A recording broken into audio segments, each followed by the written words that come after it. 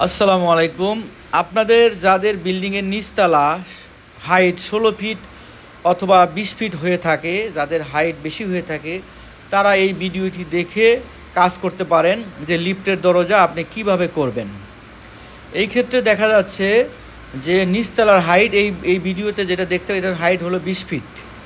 তো এখানে নিচতলা ঠিক আছে, কিন্তু উপরে গিয়ে আরেকটা হাইটকে মানে ছাদ ঢালাই দেওয়া হয়েছে, কিন্তু অল্প একটু জায়গা, যেটা লবির মতো, মানে আপনি দোতলার মতো মনে হচ্ছে যে ওইখানে আপনি নেমে লিফট থেকে বের হতে পারবেন, শুধু লিফট থেকে নামতে পারবেন, কিন্তু ওইখানে অন্যরকম কোনো জায়গা নাই।